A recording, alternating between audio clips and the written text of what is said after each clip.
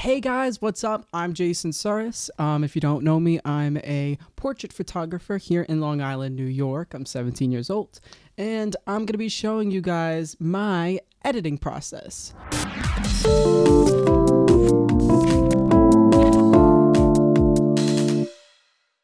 So I guess I've been editing for a while now. I started photography back in 2019. So yeah, I have some original edits and I have some like newer edits that I've done in the past. Here's one from a couple weeks ago actually. I re-edited my like favorite photo for my first photo shoot for its like 1 year anniversary, and I think it came out great. So yeah, today I'll be showing you how I edit and we'll be going through that. Sadly right now it's 2020 and we're all in quarantine, and I guess that's kind of why I wanted to start this YouTube channel, because I had a little bit more free time on my hands. So today we'll be editing this portrait. It was taken with my friend Sam. Here's her @ if you guys want to follow her, give her a nice follow. She's amazing. I loved shooting with her. This photo shoot was great. I'll link the set of my original edits that are on my website in the description. In the comments. I was about to say in the comments, but I meant in the description. Anyways, now my usual / like old way of editing was, you know, doing everything in Lightroom and then going into Photoshop and adjusting a couple colors and doing my skin retouch. That's what I usually do if I'm doing like a batch edit and I need to edit a ton of pictures. But now what I'm trying to do more often is use fully Photoshop and not have to rely on editing, because you could do everything in Photoshop that you can do in Lightroom and more. Okay, so before I keep talking for hours about Photoshop and what I do in it, let's just go straight into it and see. Okay, so for the first step in my process, I do a lot in Camera Raw. I don't do too much. I guess a lot is too much. I mean, I do enough in Camera Raw just so that I have a nice base to work with. Yeah, basically, I just want to make sure everything is exposed the way I want it to be. Nothing's, you know, underexposed.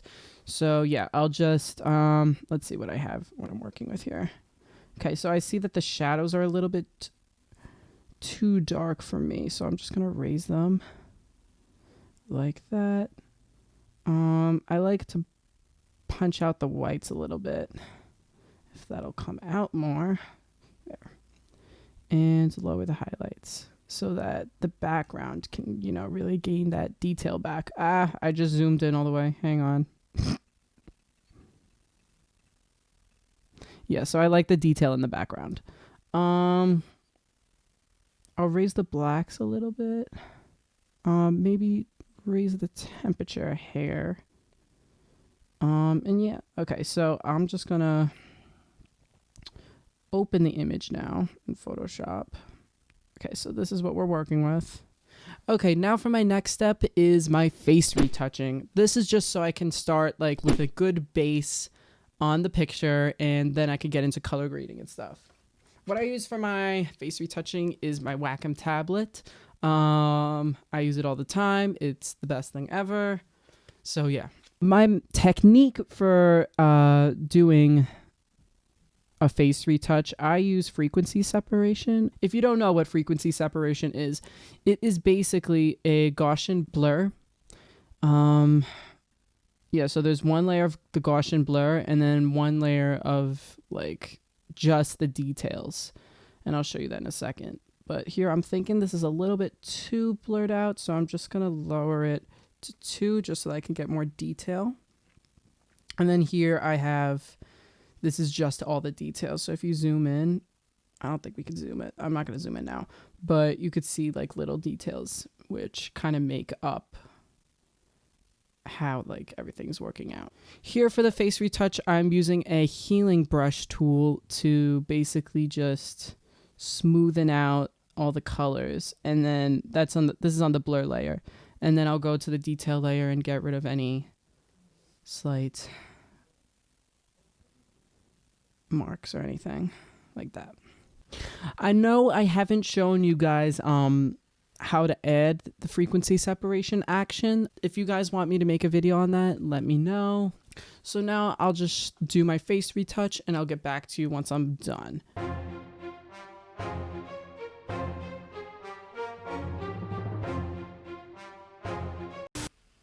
Okay, so I'm trying to zoom out now just to see and make sure that everything looks good from afar, because I don't think anybody's going to be zooming in that much. What I'm going to try to do now, I'm going to select both of my layers and I'm going to put them into a folder, and I'm going to rename that folder Face Retouch. Oh my god, and of course I'm going to capitalize the E, because that makes sense. Yeah. And right now, what I'm going to do, just to click, I'm going to click on the eye right here, and that'll show me the before and after. So it'll show me the background. So that's the before and that's the after. I think I did pretty good. I'm not going to go too overboard in this video just because I don't want to go too overboard. But just to show you the rest of my process, I'll just, stop here for now. So now that I have this base, I'm going to start getting into color grading. All right, so for color grading, I'm going to just duplicate the background, and I'm going to start a new folder, and I'm going to call it color grading. So now I have this. I just made a new background just so that everything's safe on the original, and I can just have another layer. And now what I'm going to do, I'm just going to drag the face retouch down just so that the color grading's above the face retouch. And what I'm going to do is I'm going to select that and then go into layer, new adjustment layer, and go into hue and saturation. When I do in hue and saturation, now what I'm trying to do is make the leaves a little less green, make it a little bit more warmer. So I'm just going to lower this a little bit. You don't want to lower it too much or else the yellow in the jacket will turn like a different color. But we're just going to turn that down a little bit and add some green and lower that a little bit. So now it should feel a little bit warmer. You don't want to go too far. Hold up. Yeah, like that. And I don't think I need to change the lighting. I think that's pretty good. Okay. So the next thing I want to do is add a curves layer. This will also be found in layer, new adjustment layer, and curves.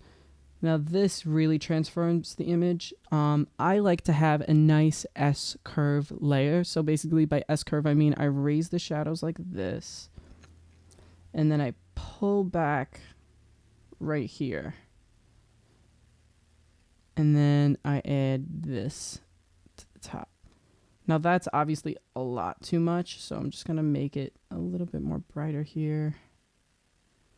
Bring these back. But what it does is it kind of adds like that film look to the picture. And it makes it seem like that it was shot on film. Now I think this is a little bit too harsh. So what I'm going to try to do right here is I'm going to lower the opacity. Just so that it's a little bit more normal. So that's lower a little bit. Just so that it's a little bit more normal to how the original image looked. I think 64 looks decent. Okay, so my next thing, I want to add a gradient. So layer, I keep going to image, new adjustment layer, and gradient map. Now, I'm going to try to grab a nice peach tone from here. So I'm going to go into oranges and try to select something kind of like that. And reverse it. And what I'm going to go into overlay. So this will just kind of highlight some of those. It'll kind of saturate a little bit and bring out more detail, I feel, to the colors in the image. So I'm going to put this at a really low opacity, like maybe 10 or 11. And we already have, so without the color grading, with the color grading. So it already looks amazing. Now, what I want to try to do next is I'm going to go into layer, and I'm going to new adjustment layer, and I'm going to go black and white. Then I'm going to select tint, and I'm just going to bring So if you slide this, you'll see that it becomes lighter, and if you slide it darker, it comes darker. What I'm going to do is I'm going to raise these a little bit, and then the yellow, I'm going to pull it down to about maybe 18. I think that's good. And then we'll just bring this to soft light and lower the opacity to about 22. Yeah, like that. Okay, so it's a little bit too contrasty for me. So what I'm going to try to do is raise... Yeah, I'm going to try to raise the shadows a little bit. But that's the before, that's the after so far. I want to go back into my curves.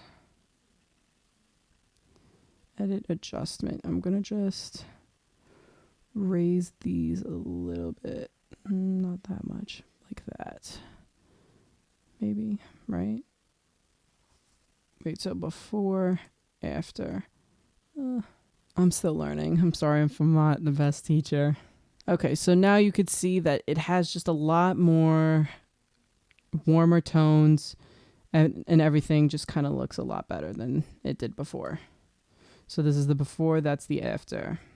I'm going to lower this a little bit, just a tad bit, to 15. I think that looks better. So now that I have this, my last step in the editing process is my dodge and burn. I learned this technique from a photographer named Irene Rudnick. I love her so much. I look up to her. So yeah, this was the action. It's basically just highlight and shadow. It's basically, here, I'll show you. If I just run this action for highlight, and it'll just add a curves layer that's a little bit brighter than what the image originally is. And I'll bring back my Wacom tablet now.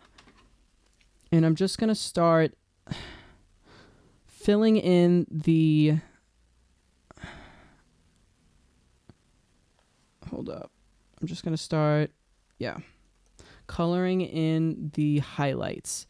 So this will make the highlights more apparent, and it'll look a lot better, I think. Sometimes it's a little bit too harsh, but don't worry about that because we'll adjust the opacity a little bit later, and it'll look really nice. And if you want to erase it, you just switch this to black, and you can erase it. So before to color it in, you need the paintbrush, and you select it in white. Then you just change it to black, and it'll be an eraser basically. And see, that's the before, and that's the after. Now I think that's way too much. So what I'll do is I'll just lower the opacity like by a ton. So it's very subtle. I don't want it crazy. I don't think I'm that good at this either, this technique, but I think it looks good when I add in the shadows especially. So yeah, like that. I think that looks pretty good. The nose could use some less, but I think that looks good. Okay, so next I'm going to go into shadow, and I'm going to press shadow, and that's another curves layer, but this time it's going to darken it. So it'll make the shadows more apparent. So make sure you have the white selected, and you could just start going around the face and just highlighting cheekbones maybe, or just darkening certain features. Then what I'll do, I'm going to go over the other details in the face and just get the eyes now so that it brings out the eyelashes and it makes them more apparent. Oh my gosh, I'm drawing. That is not me coloring that in. Okay.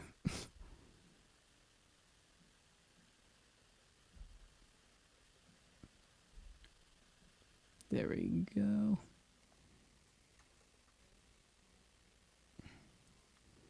There we go, like that. And of course, I'll lower the opacity of this, but just for now, just so they can see. And my thing is glitching, of course, we love that. Okay, here. It's because I'm trying to screen record probably, that's why. Okay, so that looks more like that. So that's the before and that's the after. Now what I'll try to do is I'm just going to lower the opacity by a ton just so that it's not crazy. I think that looks pretty good. And oh yeah, I almost forgot. I'm going to go back into the brightness and just give the eyes a little bit, nothing crazy, just a little bit more color because it makes them more apparent if you go through the highlight like that. Yeah, I like that. Don't touch the whites of the eyes, because if you do touch the whites of the eyes, it looks scary. Yeah, so now what I'll do, I'm just going to rename it. So this would be the brightness. Or I'll do the highlight. I'll say highlight, actually, instead. So that will be the highlight. And this will be the shadow. And what I'm going to do is put them in a folder. Call it dodge and burn. And then what I'm going to do with that dodge and burn, I'm going to put it in another folder, in the folder, and I'm going to call it face. And then what I'm going to do next is I'm going to dodge and burn the background. Now, what it does is it kind of creates a more 3D effect, and it makes it just more apparent. It pops everything out from what's in focus from what's out of focus. So we'll go back to the highlight. We'll do the highlight again.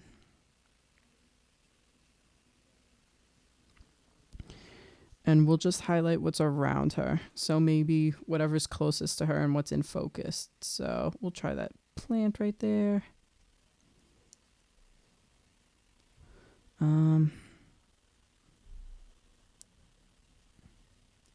We'll go just these little plants that are in focus. And then we're going to go to shadow, and we're just going to darken everything and kind of create a more I can't say the word vignetting. I can't say the word, but we're just going to darken everything around it, and it makes that look even more apparent. We'll even do it to the sky a little bit. Maybe it'll bring more detail back into it, though I don't think too much detail can be brought back, but it'll look nicer, I think. So we'll put this into a thing, into a folder, and call it background. And we'll drag it into the dodge and burn folder. So that's the before, that's the after. And now the full dodge and burn before, after. I think it just adds more of a style to it that, you know, makes everything seem a little bit more apparent. So if we do everything, put that into a group, I'm just going to show you the before and after. That's the before, and that's the after. I think I did a pretty good job. I don't know. I think it looks good. Again, I am on camera and I'm nervous all the time, so there's that, but all right, guys. So thank you for watching. Hopefully you've learned something from my technique. I'm not the best at explaining what I'm going through, and what I'm doing and why I'm doing it. Hopefully I'm learning more about teaching you guys. But yeah, I learned a lot of these techniques through YouTube, honestly. And basically, I've learned how to create an image that is kind of pleasing to me, and I like the golden feels that I added to this image, and I also like the fact that I'm more using, you know, Photoshop and not relying on Lightroom presets to do the job for me. So yeah, hopefully you guys learned something, and thank you for watching. Bye.